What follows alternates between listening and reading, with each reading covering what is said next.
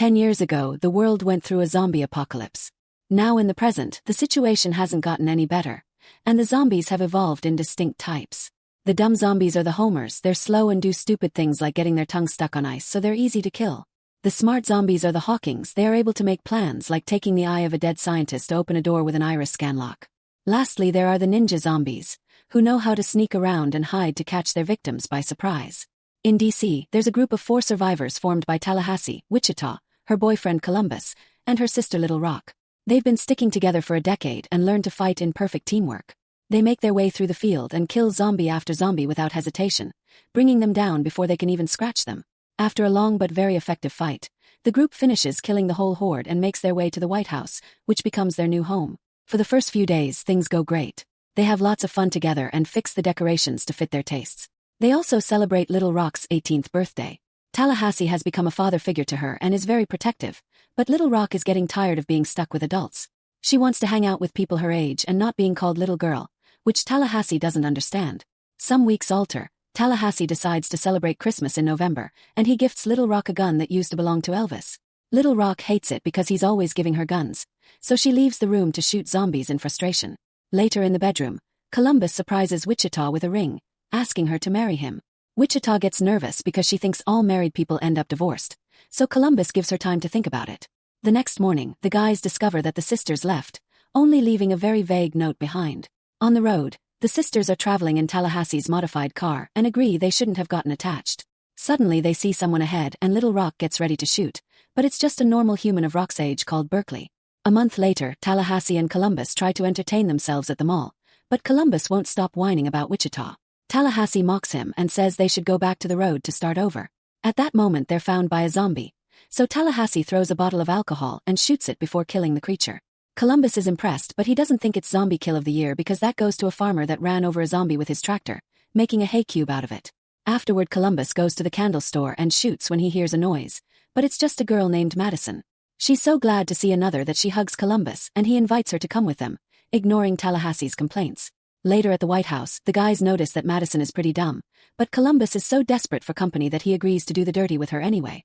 In the middle of the night, Tallahassee hears a noise and searches for the source, shooting at the first sign of movement.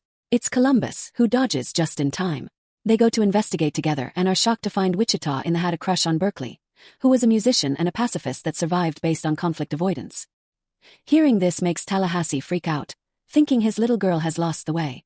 Little Rock and Berkeley wanted to go to Graceland, but Wichita said no, so they left without her while she was asleep. Wichita is very worried about her sister because she's traveling without protection, and Berkeley told them about a new kind of zombie that it's tougher and faster.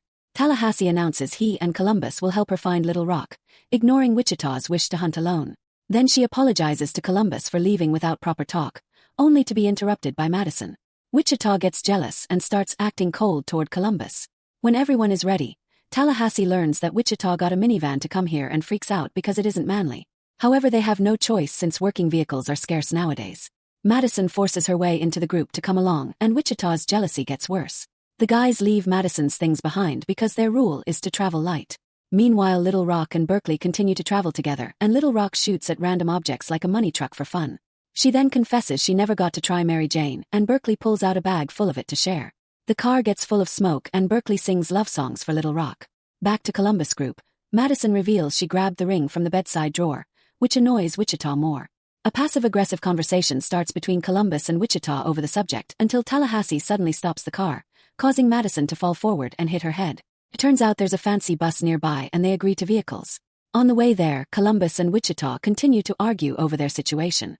Once they reach the bus, Madison opens the door and accidentally triggers the alarm, which gets the attention of a bunch of zombies. Following their old teamwork tactics, Columbus jumps on the roof of the bus and opens fire while giving Wichita and Tallahassee directions.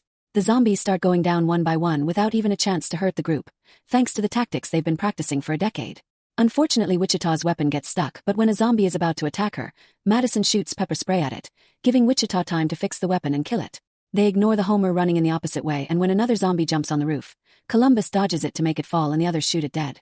There's only one zombie left and Tallahassee quickly shoots it, but the creature keeps standing up.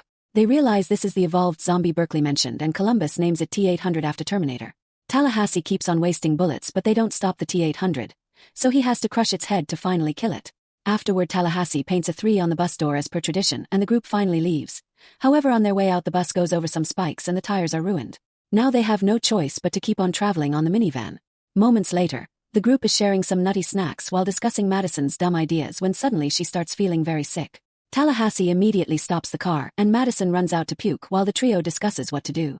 Columbus doesn't want her to die, but Tallahassee and Wichita remind him becoming a zombie is worse. A reluctant Columbus goes into the forest and finds an awful-looking Madison, so he makes a choice. At the car, Wichita and Tallahassee are impressed when they hear a shot. The rest of the ride is very tense and awkward. At night they finally make it to Graceland, only to discover the place is destroyed and abandoned. Disappointed, the trio keeps on driving while trying to think of their next move. At that moment they come across the Hound Dog Hotel and see Tallahassee's old car at the entrance, so they rush inside. While Wichita looks for Little Rock, Tallahassee fanboys over all the Elvis memorabilia, even putting on his shoes. Then he sits at the piano and while he plays he's suddenly hit by a woman named Nevada, who holds him at gunpoint. Luckily Wichita and Columbus come to his rescue and ask about Little Rock. Nevada explains she and Berkeley left to find Babylon, a hippie safe haven with no zombies. That place has no guns either, which may be a problem because there are zombies following Berkeley's car. Tallahassee and Nevada share a drink and flirt a lot. Tallahassee even does his Elvis impersonation. Then they end up doing the dirty. The next morning, Berkeley and Little Rock arrive at Babylon, and Rock is forced to give her weapons to a guy that will melt them into a pendant. The place is actually pretty secure thanks to the walls that surround it and the big tower in the middle. Everyone leaves in peace and harmony without a care. Back in the hotel, Tallahassee wakes up Nevada to show her how cool he looks in Elvis clothes. At that moment they hear a weird horn and run outside to discover a monster truck parking on top of Tallahassee's car. Furious, he goes to argue with the driver, whose name is Albuquerque and he happens to be a friend of Nevada's. While the men yell at each other, the others notice how similar they are, as if they were a satire of each other. Suddenly a second guy called Flagstaff comes out of the monster truck to support his friend Albuquerque since they've been traveling together. Flagstaff is a lot like Columbus and even has his own survival rules, although he calls them commandments. An argument ensues between the 4 men, who are acting like kids to impress the ladies. Eventually Nevada snaps and calms them down. Albuquerque and Flagstaff explain they came back because the T-800s have taken over the area. The group heads inside for some drinks and when another argument is about to start, they hear a noise and discover the T-800s are outside. Albuquerque and Flagstaff rush outside and fight the zombies, bringing them down in a matter of minutes. Afterward they come back to show off how cool they are, only for Nevada to notice Albuquerque has been bitten. He tries to pretend it's just a tattoo but he suddenly pukes, so he reveals Flagstaff was bitten as well. After Flagstaff also pukes, both guys turn into zombies and a fight ensues. Nevada quickly opens fire, but these are T-800s and are unaffected. The others take the fight to the corridor and use Elvis memorabilia to attack. The zombies manage to corner the duo on top of a pool table, so they use the balls and cue sticks to defend themselves. The fight continues as the men and the zombies throw each other all over the place, which makes it hard for Nevada and Wichita to fire because they don't want to hurt the guys. Eventually Tallahassee manages to bring down Albuquerque with an Elvis statue, then crushes his head with a guitar. At that moment Flagstaff tackles Columbus, giving Nevada the chance to shoot him in the head to kill him too. Tallahassee wonders if this can be zombie kill of the year, but Columbus thinks one better happened in Italy. A guy put up some mannequins to attract the zombies and dropped the Tower of Peace on them. Afterward Tallahassee says goodbye to Nevada with a kiss and she gives him an Elvis ring so he remembers to visit her again. Then he tries driving the monster truck, but he can't control it at all and they have to leave on the minivan again. A few hours later, Wichita is trying to fix her relationship with Columbus when suddenly they see an ice cream truck passing by. It's being driven by Madison, who is alive and well. It turns out Columbus only pretended to shoot her but actually let her go, and her sickness had been a nut allergy. She joins the group again and for the rest of the night they have to put up with her babbling. The next morning the group makes it to Babylon and they think this could be their forever home. As a final goodbye, Tallahassee blows up the minivan. He doesn't want to leave his guns behind, but he's desperate to see Little Rock so he has no choice. Once everyone's weapons have been melted, the group is allowed inside and they hurry to hug Little Rock. She apologizes for leaving, but she also tells them they won't fit in here because this is too peaceful for them. Finally seeing his little girl as an adult, Tallahassee decides to go back to the road and start over somewhere else. Later that night, Tallahassee is driving away on a truck when he suddenly hits a zombie. The creature stands up easily, meaning it's a T-800.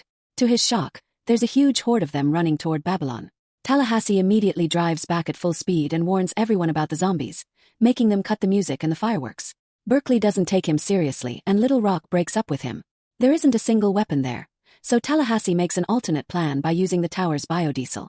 Everyone works together to create a huge bomb, and the hippies are quickly trained on how to hold up a shield. Lastly, they bring down a wall and put up a contraption with fireworks to the zombies' attention. As the creatures begin coming in, the team starts a fire on the ground before running to safety. The flames soon cause a huge explosion, which kills all the zombies in one big boom. Unfortunately, there's a second horde coming and the team has to fight them with shovels. They manage to kill a few of them, but there are too many to keep up with and they won't be able to hold for long. Tallahassee announces this is the end and they hug each other as they share a love yous to say goodbye. Suddenly they hear a horn and Nevada shows up in the monster truck. She rescues the team, then starts driving like crazy to crush the zombies under the truck's huge wheels. The vehicle even starts going in circles as a zombie tornado in and goes up the wall, causing it to flip and land on more zombies. After another quick run, the truck finally falls and the group has to run out to reach the tower. They find the way blocked by zombies, but thankfully Madison and Berkeley start throwing things to kill them. They continue to fight the zombies as they run upstairs, using Nevada's gun and whatever object they find around. Once they make it to the roof, the hippies hold up the makeshift shields to create a corridor that guides the zombies toward the edge. Most of the group moves away, but Tallahassee keeps on running as bait, jumping at the last second to hold onto a crane. The zombies keep running and fall to their deaths, trying to bring down Tallahassee too but failing. Columbus decides it's the zombie kill of the century. There are two final zombies that manage to grab Tallahassee's leg and the others don't know how to help, so Little Rock suddenly shoots them. It turns out she had Tallahassee's Christmas gift with her all along. With all the zombies finally dead, the group forms a line and rescues Tallahassee.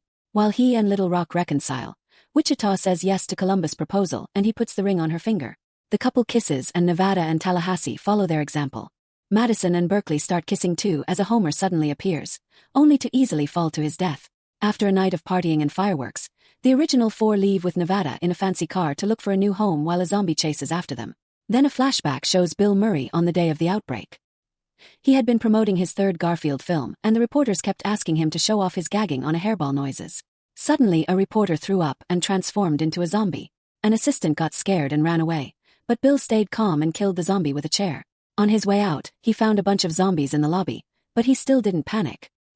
He continued to fight the creatures with a chair and any object he could grab, slowly making his way outside while saying he hated Mondays.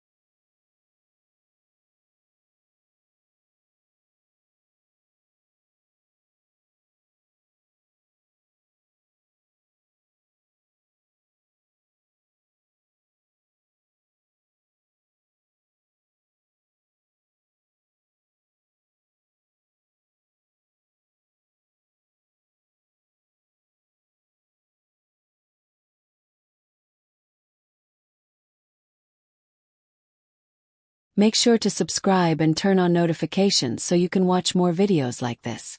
Thanks for watching.